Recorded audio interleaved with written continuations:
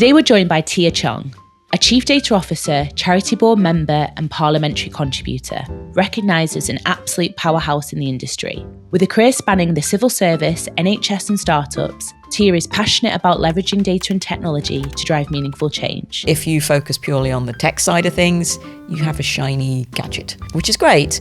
But if no one wants to use it or no one is able to use it, then you've kind of wasted your budget. She also discusses her personal experience with disability and advocates for mentorship, reasonable adjustments and inclusive environments for those with disability in the workplace. Some of the biggest and most influential tech releases that have come over the last few years have been designed by disabled people as accessibility adjustments. So things like WhatsApp notes, things like your Amazon Alexa. There are tons of them where they've been developed and released as a way to make the world more accessible for people like them. But actually, in their release, they've been so useful for everyone, because when you make a more accessible world, you make it more accessible for everyone. Tia's leadership in healthcare innovation showcases how data and technology can improve health outcomes, making this a must-listen episode for those interested in data, inclusion, and industry transformation. Enjoy! Tia, let's talk data. Hello. Hello.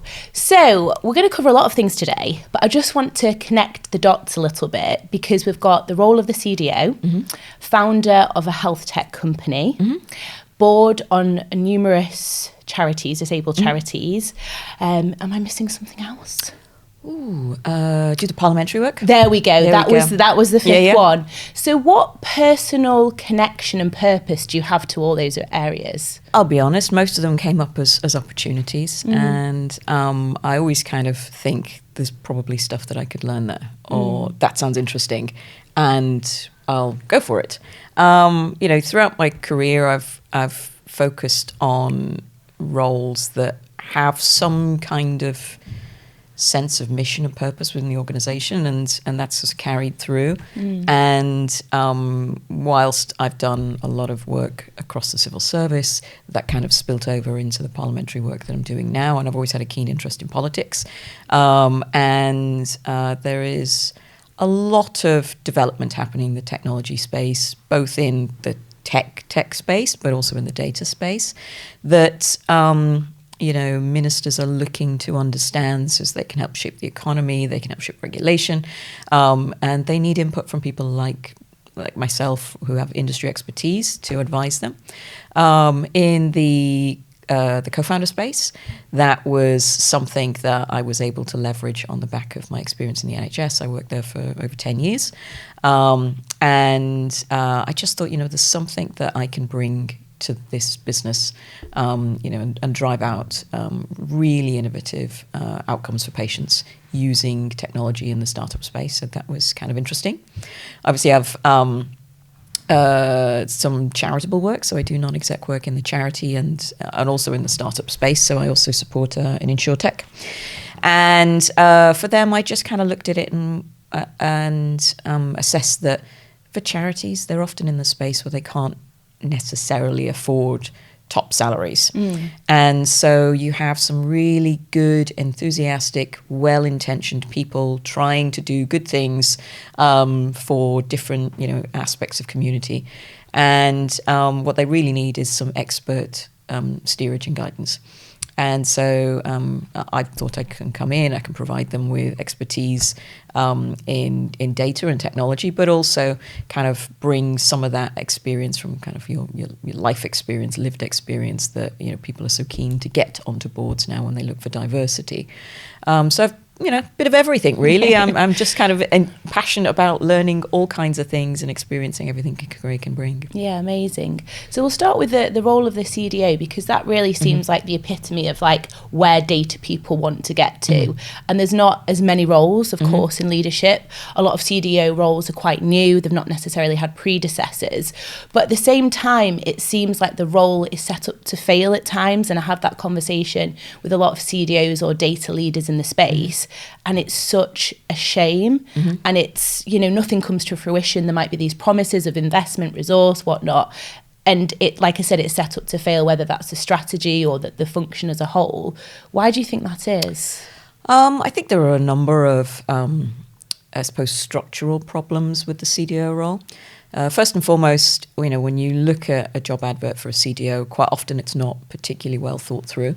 So it will say, must be strategic, must be able to do, all of the things you would expect a C-suite executive to be able to do. But at the same time, they'll say things must be able to write Python, must be able to must understand, architecture and so on and so forth. But if I was a CFO, I wouldn't be expecting to run month-end payroll, for example. No. And so there is a kind of disconnect between what can realistically be achieved strategically and what operationally a person should be doing. And a lot of that is quite often packaged into one job description. It's really difficult to drive forward change when you're complicit in the day-to-day activities. You're tied to what needs to happen operationally. So there's that. I think also there are problems hierarchically in where the CDO sits in an organization. So for me, I don't think you should have a chief title if you don't sit in the exco. Mm-hmm. Often you'll see that the CDO reports into someone else who sits on exco. So sometimes they report into chief operating officer, sometimes it's chief strategy, chief transformation, chief finance, sometimes it's the CIO or CTO, sometimes it's not even that, sometimes it's further down. I've seen several CDO roles who report into someone who say, for example, a CTO who doesn't even have a board position, who then reports into someone else. And it's really hard to have exec level responsibilities and accountabilities if you don't have that sort of parity against those roles, to have those adult grown-up conversations. You're not in the boardroom to have those conversations with the other execs. And it's also really difficult when you're having conversations with your non-exec board. Quite often you'll need to present data to them. But if you're several rungs down, it's really difficult to have a credible conversation just because you're not seen as being equal. And you don't necessarily have that same, I suppose, weight in your role. So there's that. I think organizations often underestimate the volume of effort that they will be required to undertake to deliver a data transformation or a data program. There is significant amount of business or organizational change that needs to happen. People don't like change. They're resistant to it in every way. And you need to manage that long tail of change over, weeks, months, years in some instances to kind of embed and enable things. But there's a lot of foundational work that needs to happen around skills, cross-training, change in processes and ways of working. And in some cases, that can mean redundancies as well. So there's that. And it's a lot to encapsulate and wrap up into one person's job and say you're responsible for all of this, but also you're quite a junior person compared to the other executives. So I think there are a whole raft of reasons why the CDO isn't always successful. And in part, I think we do have to take some responsibility ourselves. We haven't always been great in articulating the value and what it is going to give us. A lot of the CDOs have come from a deep tech background. They've come up through cloud data work, data science. They're very deep in the data and the technology. But they're perhaps not so commercially minded. They're not so great in sort of speaking to the business around, if you get this is the capability I'm going to deliver, and it's going to enable you to have a return on your investment, or you're going to grow your business, or you're going to be more efficient and give you more time back to focus on, a better customer experience, for example. And I think that's an area that we need to focus on developing as individuals, but I think there's certainly some work that organizations need to do to kind of improve the chances of success for a CDO. Yeah, I think because it is relatively new per se as a leadership role, and I was talking to Scott Taylor, the data whisperer, he was on, in the power of storytelling, and he made an interesting point, like marketing don't have to constantly pitch the value of marketing because everyone knows what value marketing can bring, like sales, finance, but at the same time, because it's new and people feel a disconnect, maybe through the language used, so if you're going into a boardroom and you're talking all these technical terms like Python, R, whatever, which arguably a CDO shouldn't necessarily be talking in that language, they need to be using more business speak, then you're going to disengage your audience straight away. So like you said, maybe there is an essence of that's happened as well. So there is a disconnect, because really any leader needs to have soft skills, which are pitching themselves. Because, I mean, how much money do you think, I mean, it's a tough question because it depends entirely on the data strategy. But if you were to throw a number out there in terms of a CDO, a successful data transformation, what kind of figure would you think appropriate?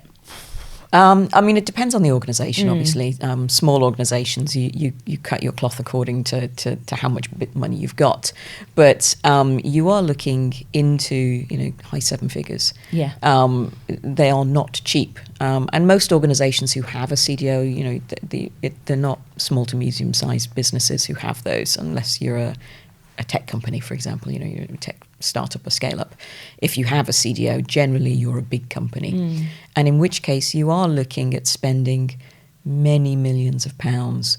And where I see often the failure is they focus very much on the tech part, but they don't focus on funding the enablement part. So when I look at how much money they spend on cloud, on platforms, on consulting, and then I look at, well, what have you spent on governance? What have you spent on literacy? What have you spent on investing in your own data quality, for example?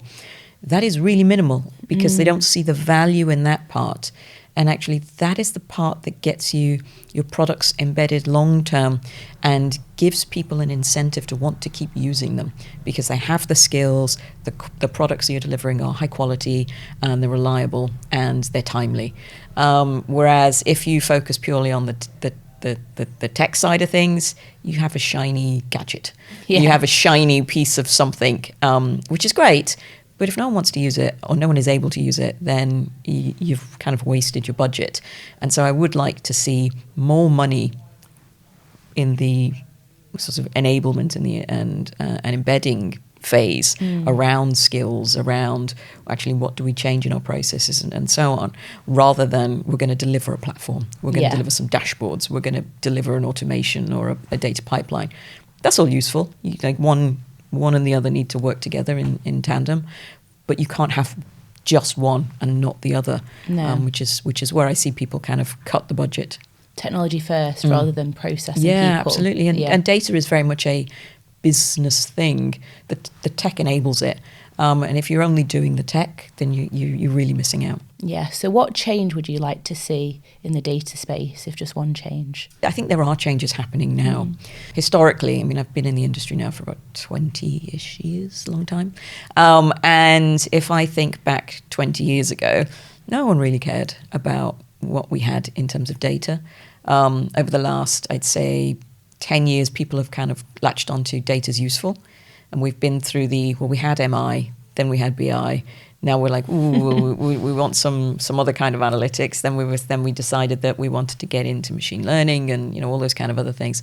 But the last, I'd say, 18 to 24 months since we've seen sort of ChatGPT come out, there's been this explosion of interest from across the business around people coming and saying, we're really interested in data now.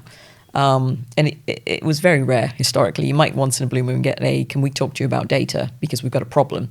Not necessarily because people were coming to us saying, we think there's an opportunity and can you help us innovate? Which is definitely a shift that I've always wanted to see. It's more of a pull now than a push, which is great. But with that comes some pain points. People are still on a learning curve, both within the data space around these kind of new emerging technologies, but also definitely in the business space. But I'm quite happy to sit down and have those conversations and say, well, maybe that's not quite the right solution, but actually we can do this, and this will be a better outcome for you. And that's a change I've wanted to see in a while, and I think data's having its moment right now. I mean, I've never had my family show an interest in anything I do. They're like, oh, she fixes printers, she works in IT. They have no idea. Yeah. And now that I say I work in data, and they're suddenly interested. It's like, is that AI? Do you know how this thing works? Do you do numbers? And I'm like, yes, that's what I do. They're like, oh, okay. I'm quite a big deal in the space, you know. Yeah. So, you know, that's a nice shift that I've wanted to see in a while. And people sort of beginning to take the data profession seriously. You know, when I started, one of my earliest jobs, we were in a porta cabin in a car park, and it was freezing cold, and it had a 3-bar heater, and you were just wasn't a great working environment. You know, it was condensation on the walls and the windows, and you really were the poor relative. And now it's like, we'll just bring the data team, bring someone from data to every meeting, and, you know, suddenly people are interested in what you have to say and what value you can bring to the business. I like that. Nicely put. Data's having its moment. It is, I think so. Yeah, I agree. So early on in your career, did you start off, is your background STEM? Yes, so I did engineering, Right. and I did aeronautical, and then the aeronautical industry didn't go so well. So suddenly I had a bit of a crash.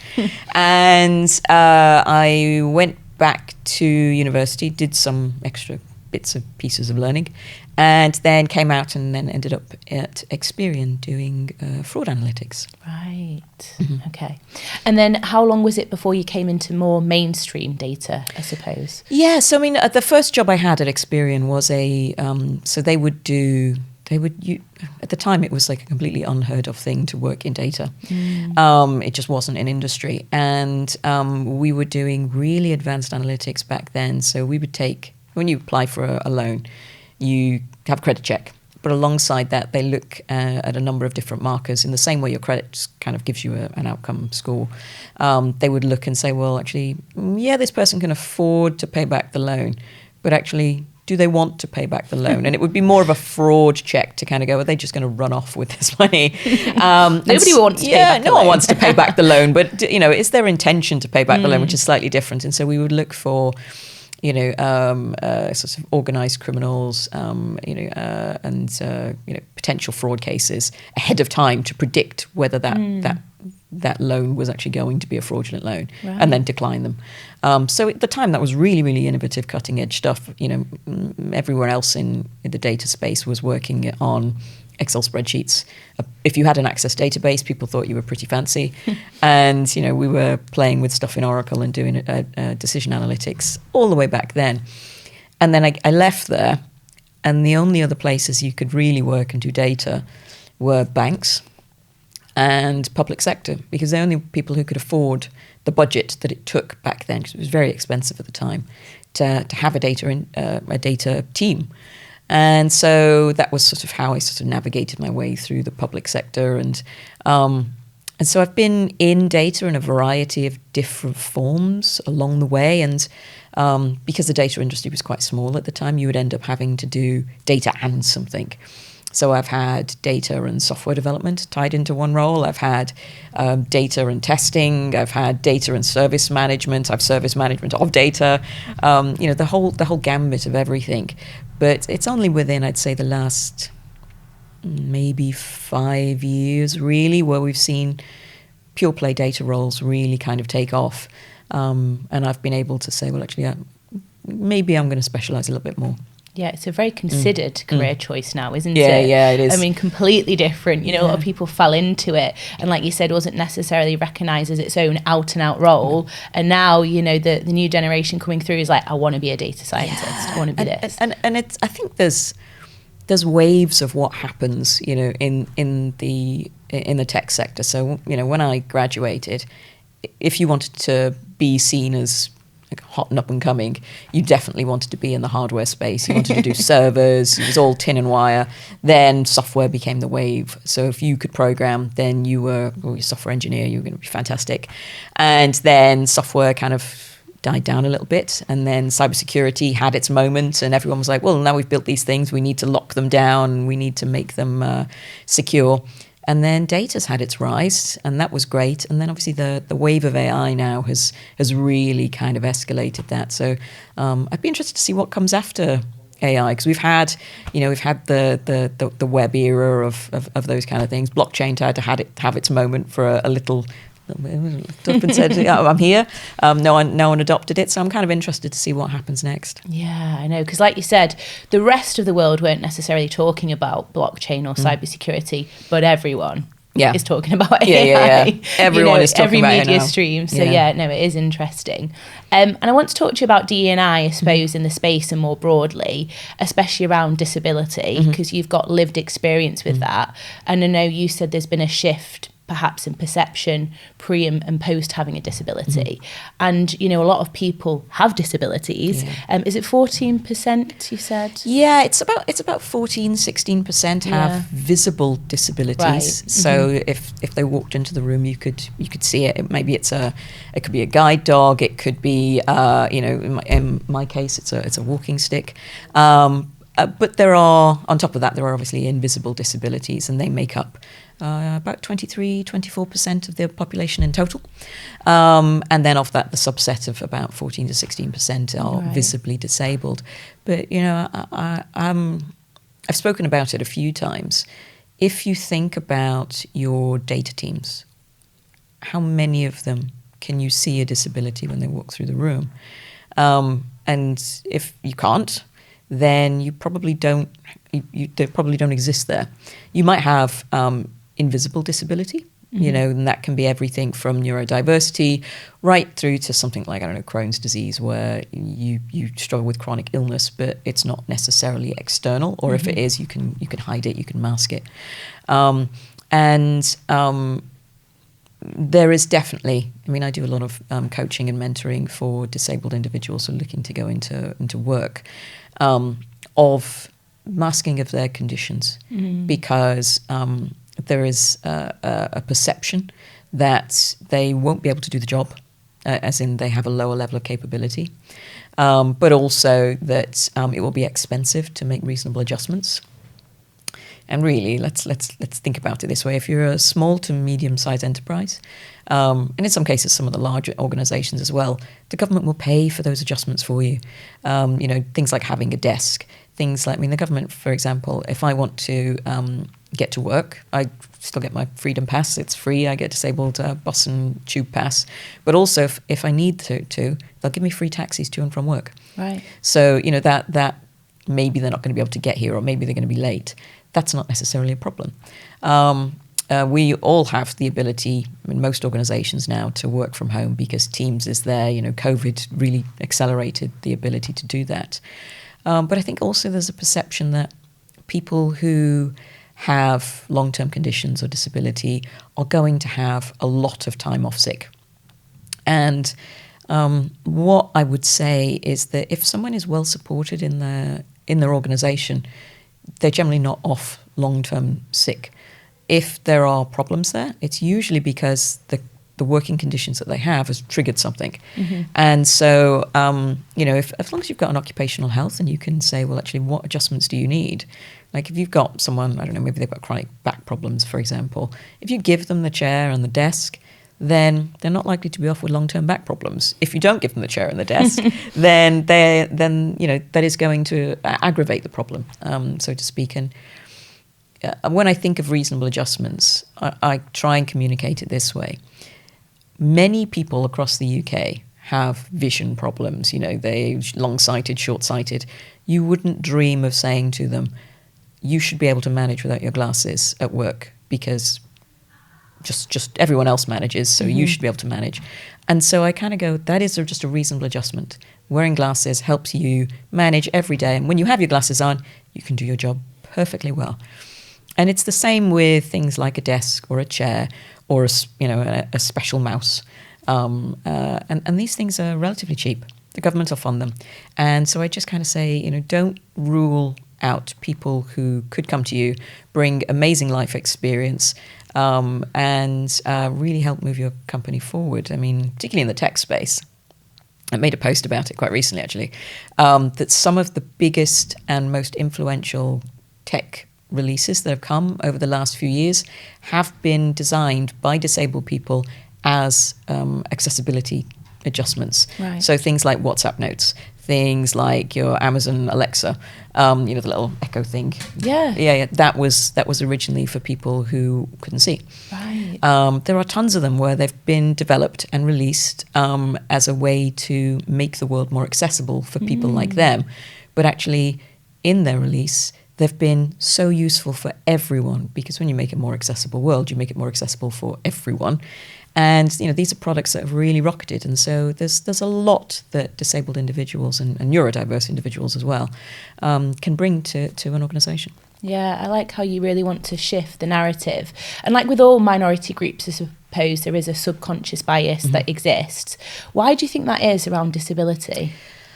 I think there's a lot of historical, and when I say historical, I mean going back, hundreds of years of what it means to be disabled. And I think quite often people see disability as it's going to be a burden, and I'm going to have to, carry this individual. And that stigma still continues. I think the perception start at a young age, kind of when you're at school, and you just carry them through life with you, that you have this sort of preconceived notion around what disability means. I mean, the fact that many of us live with concealed illnesses because they're too afraid to disclose them, because they think, well, actually, maybe I'll get fired. And there is a reality to that, that once you disclose your condition, suddenly there are additional prejudices, and bullying and harassment can kind of bubble up out of nowhere. I mean, I lived with my condition for many years before it became visible, so it's progressive. And as such, for a long time, I just kind of knuckled down and didn't tell anyone, because I knew that when other individuals had asked for reasonable adjustments, they hadn't been granted, or alternatively, they'd been told, can't do it, so, and when they had pushed for them, they had to leave. And so I just kind of look at it and go, I understand why many individuals would choose to not disclose their condition. But I would really like to change that. I'm doing a lot of work in the disabled space to kind of help destigmatize that, help organizations understand how they can bring disabled and neurodiverse individuals into an organization and have them feel included. We talk about equity and diversity, but really inclusion is the part that matters. Otherwise, you have no staff retention. They come, and you see this quite a lot, that retention in the disabled space is really low, because people come, organizations, even when they're well-intentioned, will say, yes, we'd love to come and support you. And then in reality, they have no experience in how to support disabled individuals. And that person is completely unsupported. They don't have the adjustments.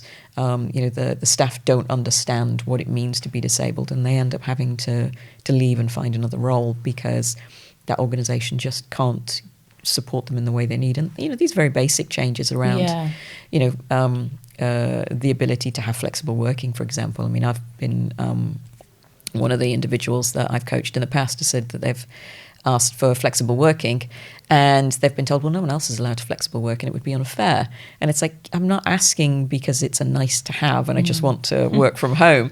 It's I need this. And I think that this sort of lack of understanding, I think very often it's badged as, this is bullying or harassment. Quite often it's just a lack of understanding and a lack of knowledge about these things. And I would really like leaders across business to feel comfortable in asking what they don't know. Because I think there is a sense of, if I ask, maybe someone will be offended. Maybe it's, I don't want to ask about like what is wrong, because maybe that's not appropriate. Ask. It's okay to ask. As long as you do it in a way that's sensitive, I think that's fine. People, as I say, don't feel comfortable going forward and kind of asking for stuff. You are going to have to take the step as the leader and say, 100%. What can we do to assist? What do you need? How can we be of service? And I think that would help in a big way. Yeah, because if you don't ask, you're fundamentally ignoring what's right in front of you. Yeah. So we definitely need more support and structure in the workplace. But then what's conflicting almost is out and about, and I've used an experience from my mum who's now gone grey. She's only in her 60s, but from an age point, everyone now thinks she's a little old lady. You know, that everyone talks very slowly to her and doesn't think she's going to understand and offers her the seat, which, yeah, that's nice, but she's like, I don't need to sit down. You don't need to talk to me slowly. But she's just seen the shift because, like, in a space of a year, she's gone grey and she can't believe it. She's not that bothered, you know, she's embracing, you know, her natural being. But I think it's interesting. And I think you've said the same, you know, if you're visibly disabled, people then maybe think you can't do anything. Oh, yeah. And they're overcompensating. And I would say so there's obviously the work side, but I would say also, I mean, I noticed such an enormous shift when I went from being invisibly disabled, managing every day, looking normal. I had quite a rapid onset, an acceleration of my condition and problems with my mobility that came almost within the space of a few months. And during that time, I then had to adopt the walking stick, and I had, you know, a lot of physio and so on. But on my first outing out of the home, like, I was like, this is going to be the first time I'm going to go out. It was pretty tough, and I was like, you know, each day I would build a little bit more strength. And I was walking down the high street one day, and a man came up behind me, very well intentioned. He linked my arm. I said, "You all right, love?" And I was like, "Yes." And I'm thinking, "Why are you? What's happening? Why are we linked?" And he said, "Right, I'll help you across the road now." And then crossed me across the road on the high street, and then dumped me on the other side. I was like, "There you go, thanks." And then ran off, waved, "Bye." He's done his good chore. He'd done his great chore for the day. But I had no intention of crossing the road. I wanted to go to... I was on my way to Sainsbury's, so I had to cross my way back. Oh, no. But it was one of those ones where I didn't want to cross back immediately, because I thought, oh, yes, this is awkward. And no, I didn't want to cross the road, but I can sort of see that he was trying to be nice. But it is this sense that people believe that you're not capable of doing things on your own. And, you know, that was a prime example. They didn't think I was capable of crossing the road on my own, so he was going to do it for me. But, you know, this is what happens every day. And not everyone who assumes you're not capable is ill-intentioned. Like, this man was, you know, trying to be kind and supportive. But, you know, rather than going, can I help you across the road? He just decided that was what I needed to do, and we were going to go. Yeah. But with that, though, then if it is in a workplace, maybe they think you're not as capable in other areas. Oh, yeah. Not just walking over the street, which you can do, you know, whether that's transformation or it transcends, doesn't it? Not just to that one particular aspect of your life, but others. Oh, yeah. And that's where it can be really damaging. Yeah, I think there's definitely that sense of, you know, if you're, I mean, we see this in real life, whether you're able-bodied or disabled. If you went to an interview and you didn't look put together, people would look at you and go, you don't have your life put together, you're not going to be great in this job. You might be the most skilled individual, you know, super genius, and you're going to be the best data scientist in the world. But if you show up and you look like you haven't had your hair combed, you've got egg stains down your front, people kind of go, this person can't even manage to get themselves together. How are they going to manage, you know, to do this job? And I think that is compounded if you have disability. Yeah. Because people, regardless of how much training you give them, are always going to have preconceived notions of what they think you are capable of. And, you know, that is, it is a shame. Yeah, it is. But it's about breaking down those barriers and not being afraid to ask. Yeah, I mean, I've been saying for quite some time that a disabled person perhaps cannot afford to look disabled.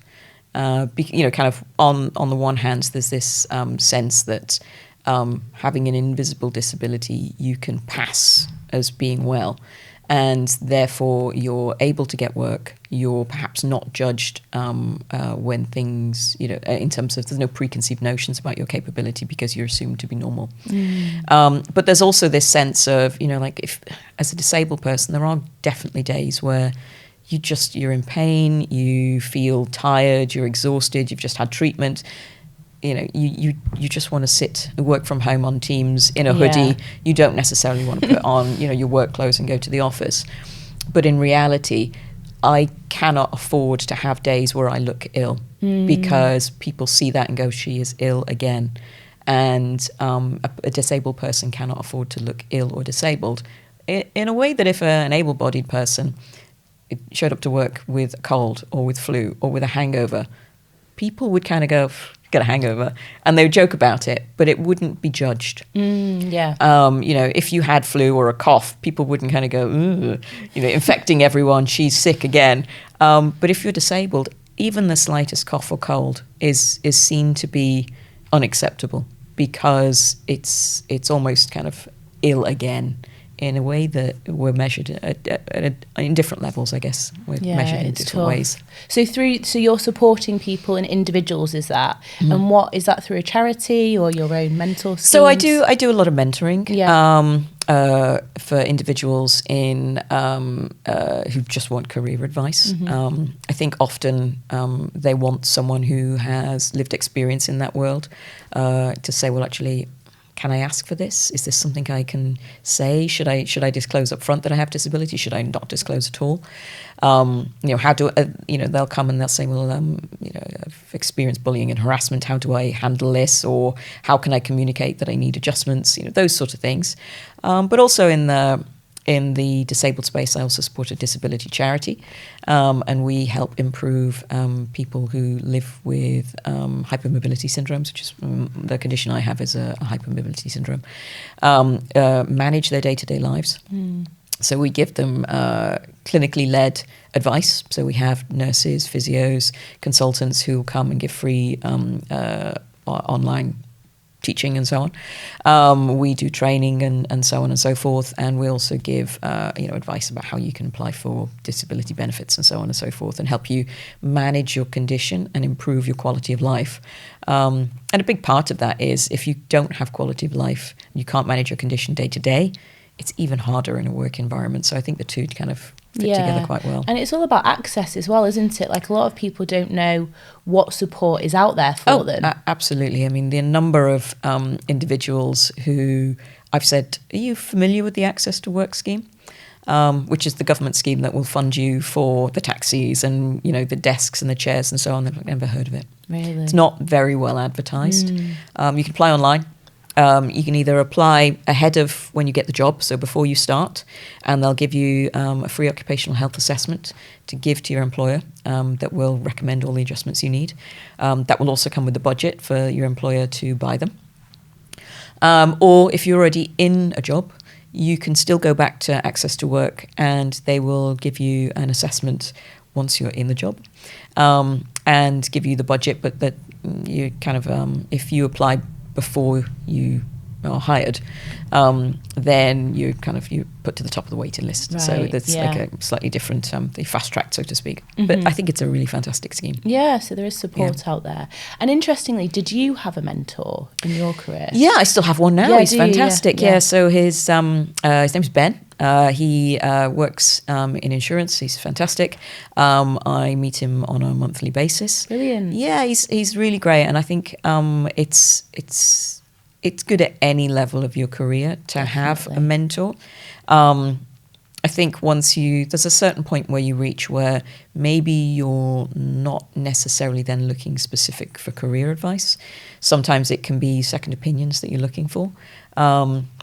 Sometimes it can be, introductions to people that might be able to help you.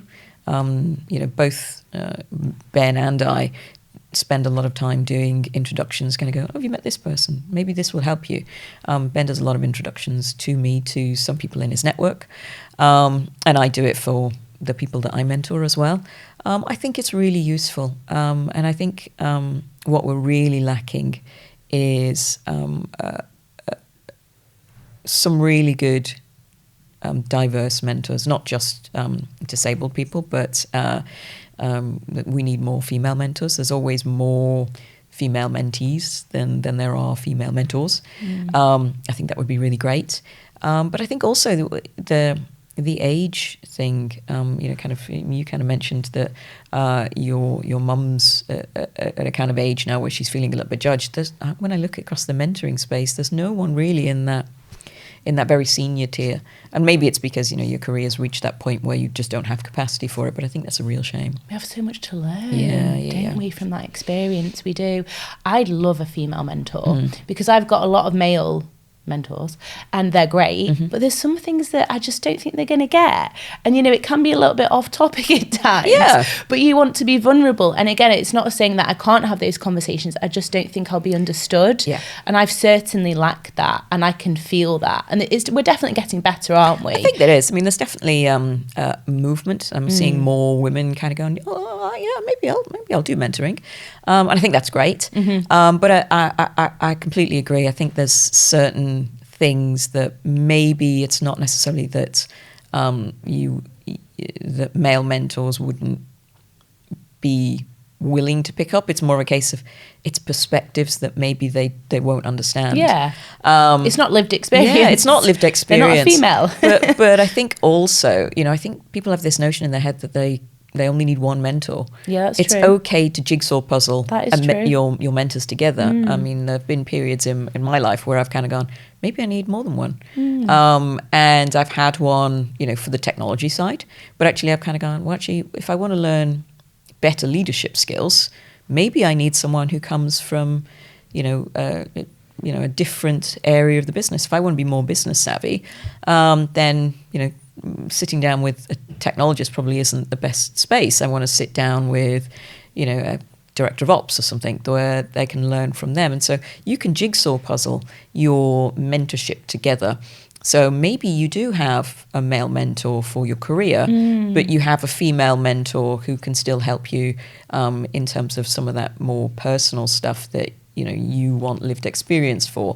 And, mix and match and have a sort of quilt. That's a really patchwork good point. quilt. We limit ourselves to one. It's like, who's your role model? Yeah. Who is? Well, I may have a number of role models. Yeah. And exactly. And I think whilst we all want to say, I would like a role model who I can see myself in, and I see this with a lot of the women that I support. They're like, I want a woman who can inspire me, and I get that.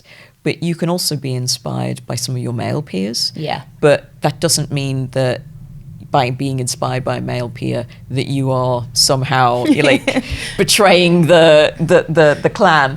And so, but by all means, have this kind of mix and match approach. Women can be inspiring, have someone you can look up to, but don't ignore the fact that male mentors can be really, really great.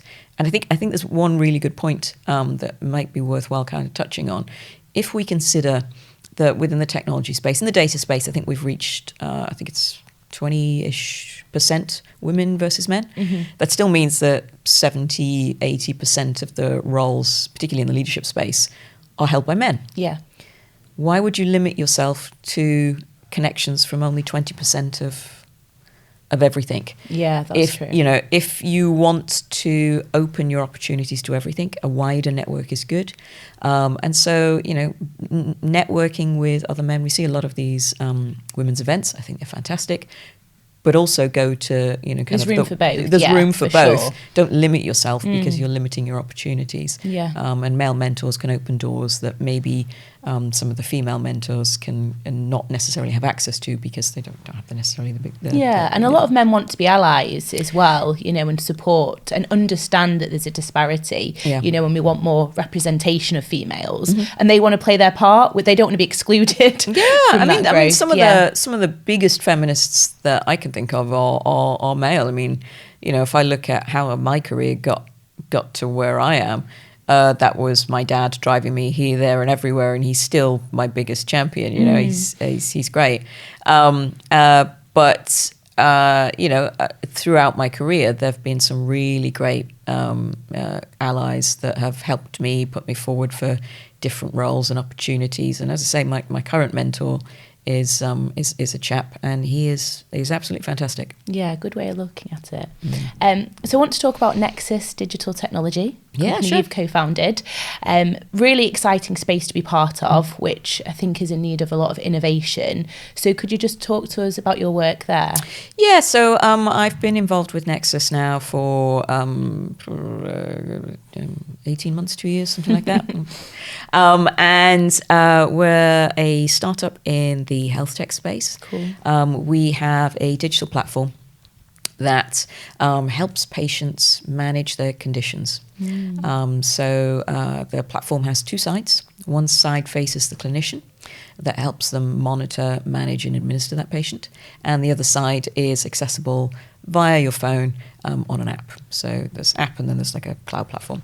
And on the app, there are educational videos. So if you go to your consultant and you get some bad news, he sort of says, I'm really sorry, you've got, I don't know, breast cancer, for example.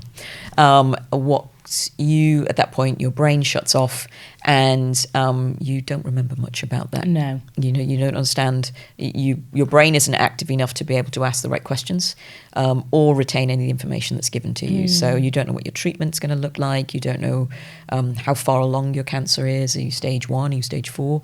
What your survivability is going to look like. Are you going in for surgery or is it going to be radiotherapy? What does that mean for you? You're just in full panic You're mode. just in full panic, shock, stunned, and you go home and then you have to broker that information to your family and they have all the same questions that you probably would have wanted to ask if your brain had been in the right if you've been in the right frame of mind.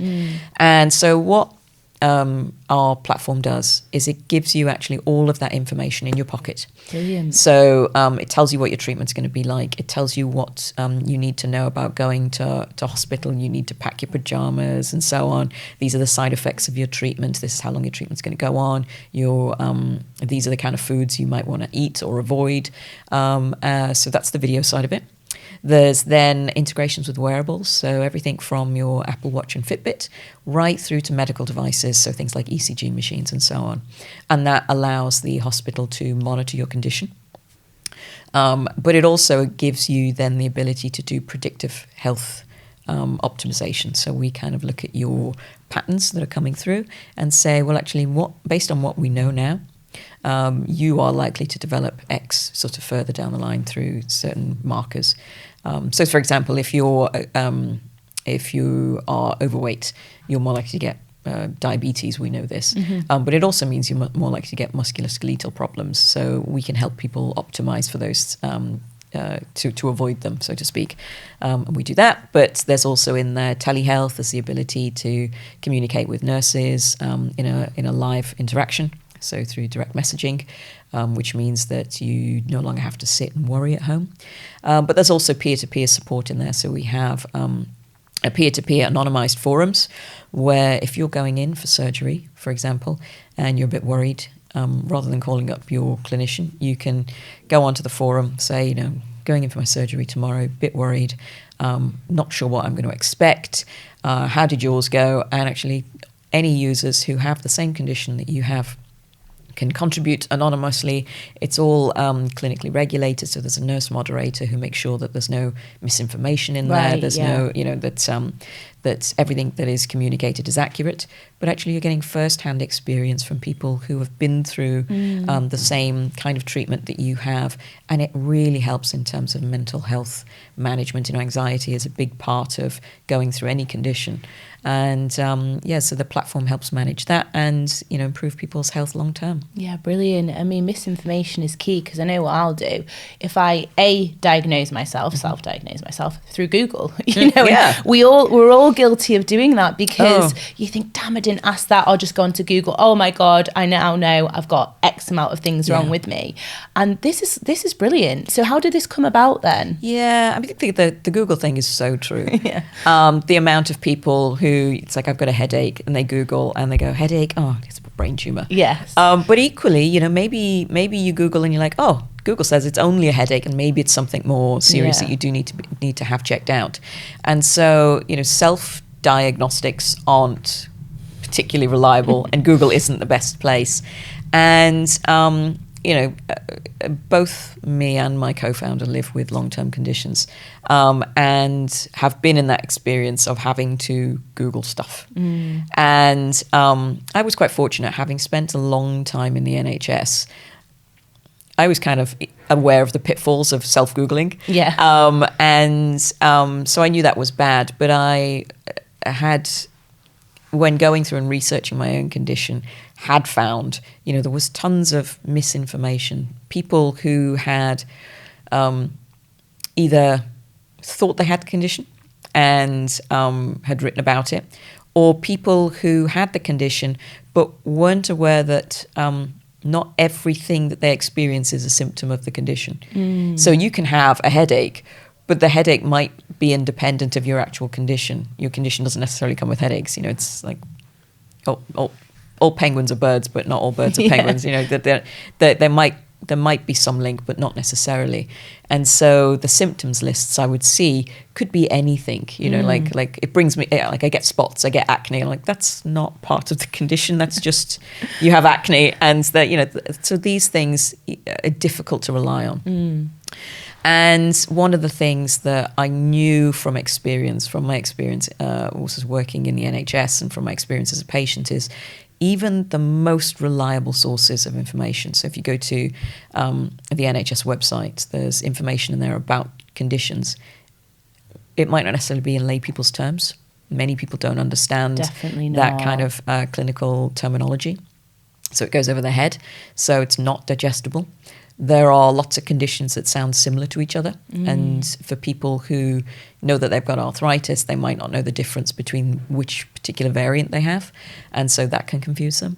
And so what we really wanted was tailored information that was fed to you and only you. So it's not like an encyclopedia. It's not like a Wikipedia of health that we give people. Based on your diagnosis, we feed you the videos that are relevant to your condition only. And so there's no way that you can be mistaken in the information that you're accessing. It is personalized information that is fed to you. It's all kind of AI linked and driven out through that way. And we have a whole raft of AI enhancements within the platform to make sure that the patient experience is of high quality, that is low risk, and makes it easier for the clinician to manage that patient in a safe way, and can be supported 365 days of the year. So if you think about when you go to hospital, you sit in a waiting list for a long time, you go to the hospital, you see the clinician for 15, 20, maybe 30 minutes, and then you don't see them again for 6 months. You go back onto a waiting list or 9 months. And during that 6-9 month period between appointments, your condition can change vastly. And you can go through this roller coaster of anxiety of what's happening, I don't know what's happening, my condition's getting worse, I can't speak to anyone. But now it's in your pocket and you have all that information there, and you can access clinicians and have that discussion with your own consultants and your own nursing team, and feel assured that your case is moving along. Yeah, I think just like the legal service, because I'm moving house at the moment, and the legal jargon, and I feel like I'm quite well educated, and I just don't understand what they're saying to me. And equally, I went to the hospital the other day for blood tests, and I can't remember what the Latin is for. Is it phlebotomy? Yeah, phlebotomy. And I was like, what section? Sorry. And I was reading all these different things. You were looking for somewhere with an F. I was like, where's blood? I'm like, where am I going? So yeah, there can be a disconnect, and as soon as you get that, people just disengage, don't read. And then really don't try to. And the other bit is, the demographics in the UK are changing very significantly and quite rapidly. People are getting older. Dementia is a bigger problem. And so sitting down and saying, can you go to phlebotomy? That's not necessarily something they might understand at that age. Then we have issues around accessibility. The older you get, the poorer your mobility can become. And so having access to your clinician without physically attending the hospital can be a big win.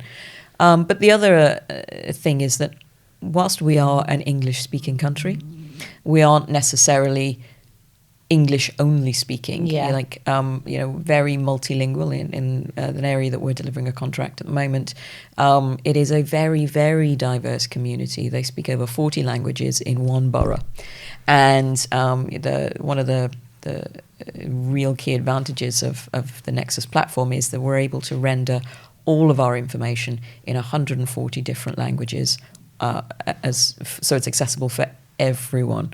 And we've worked really hard in terms of accessibility so that we meet all of the industry standards around, well, actually, is this accessible for people who are neurodiverse or have learning difficulties or have vision problems, because we understand that people who are accessing hospital services are the sickest and are most likely to be disabled in some way. And so we really need to factor that in. So actually having that choice around how you access your care is really game-changing for the NHS as well. Amazing. Well, look forward to seeing what the future brings.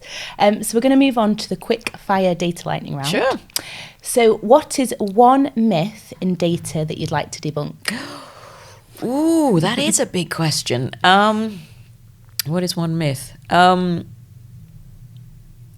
think there is a myth amongst people who are considering careers, you know, when they're doing that career choice thing, that data careers mean you're going to sit behind a computer all day, do spreadsheets. Certainly amongst young girls as well. Their thought is, it's going to be pretty boring, I'm going to have to code, and all I'm going to do is spreadsheets. And actually the career can be really diverse. It can be creative. You know, if you're thinking about how you're solving problems, that is a creative thing. Yeah. It's quite business focused, so it's not perhaps as deep technology as some of the other roles in other IT spaces. You do get to spend a lot of time working with people from business, so it's sort of more commercial in that sense. And there are a huge array of different career lines within data, which again I don't think people fully realise. No, they don't. Thank you. Name a book, podcast, or event that you think every data enthusiast should explore. Oh wow! Just one. So the Women in Data event every year, the big Rockstar concert, is fantastic if you're a woman. Big Data London is great for everyone at all levels. So it's what I like about Big Data London is that you can be a junior and go. You can be a CDO and go. It's a big expo, and they have tons of fantastic speakers all day for 2 days. And it's a really vibrant community that you can go along to. I think that's great. So yeah, either of those. I think. Yeah. I've been to Women in Data. I've not been to Data London yet. I've got Data London FOMO this year. Huge, absolutely enormous. I'll be going next year. Finish this sentence. Data is the key to. Data is the key to lifelong happiness. No, I think data is the key to innovation. So, you know, if I think about driving out product development, do you want to have a hypothesis about where you want to take your product? Yeah, probably. Do you want to think about where you want to grow your business to? Do you need data to make those decisions, or are you happy just making a gut feeling on it? If I think about, well, actually, how we're modernizing the world, all of those big modernizations are coming from data. If I think about some of the biggest challenges we have in the world around sustainability, around healthcare, around, you know, all these kind of big things, all of them need data. You know, if you look at research and so on, you need data, got to have data. And so if we're going to solve some of the world's biggest problems, then data is the thing. So if you think about innovation, it's data at the moment. Yeah, you need the other bits. we're not downplaying the rest of the technology and the other people kind of involved, but they absolutely needs to be led by the data. And I think, again, I think data's having its moment. I like it. What is a piece of advice you'd give to someone just starting their career in data? Oh, yeah. I think flexibility is really important. I think a willingness to learn, you know, go out, experience everything. Every opportunity is golden at that level in your career. It's tough to get on the first rung, and you are going to have to be flexible. Just particularly at the moment, the job market isn't great for those people because coming straight out of university. You are going to have to be flexible around the type of role that you take. Once you've got a role, it's easier to get another role. Yeah, that's true. But you know, getting that first foot on the ladder is so important, and it's kind of worth noting that every 12 months there are people with fresher skills than you. So if you're getting to that 12-month mark, and you still haven't landed a job, maybe it's time to start being a little bit less picky, because that fresh cohort of new grads coming through are coming with fresher skills than you are. It's not the end of the world. You know, certainly when I started my career, it took about 18 months to find my first role. But, you know, it is something just to kind of bear in mind. And I think also, get yourself a mentor, and just be willing to learn, and have a thought around. I mean, I'm a big believer that if you don't plan for something, it's not going to happen. So have a think about what does your career plan look like? Where do you want to go? Like, have a think about that. And you might not know on day one, because you haven't had experience of a whole raft of different roles. But are you more interested in business, or are you more interested in technology? And maybe you want to specialize and kind of go, well, actually, I want to be more business facing. And that's, maybe you want to be a data product owner or something like that and be more people focused. Or, if you are someone who really enjoys, getting your hands involved in new technology, you go, okay, well, maybe I want to be a data engineer and go down that route. But having a thought in your mind around like where your preferences are in terms of what you enjoy doing helps you plan out your career. Yeah, be intentional. I like that. And what is a data buzzword that you love to hate? Data's the new oil. It's not a buzzword, but it is a phrase. Yeah, I really hate it because, one. Everyone goes, oh, data's the new oil. Data's, it's so valuable. And there's truth in that. But oil, it needs to be refined. And oil is only valuable when we make products out of it. And, if I tried to take raw oil from, off a tanker, poured it into a tub of Vaseline, no one's going to want to smear that around. You have to go through refinement, and the same is true of data. You do need to, understand its lineage. You do need to have data quality there. You do need to go through governance. You do need owners of each of those things to have a product that is saleable. Vaseline doesn't just fly off the shelves as black jars of goopy stuff. And that is the bit that people forget when they equate the two. It's like there's a long chain of processing that happens with oil, and it's costly. Oil, it's not cheap to build an oil refinery. And there are huge amounts of people who work in that oil refinery, all doing different things. And the same is true of data. Yes, it can be oil, but oil is only valuable once you've taken it through that kind of value process to make the thing at the end. And all of that stuff that happens in the middle is the value chain. That's the bit that's going to make it valuable at the end. And you can't skip that. No. And that's the bit that kind of, when people say data is the new oil, frustrates me because they think that it's just going to come out as this valuable, final product. It's like, no. The value comes in the bit that happens in the refinery, and we need to think about, data in those terms, that it has this life cycle and there is a process in the middle other than just, ta-da, Vaseline. Love that. Well, great answer, and thank you. Thank you. No, it's been a pleasure. Brilliant. Thank you. You brought some glamour to the studio. Data is glamorous. Yeah.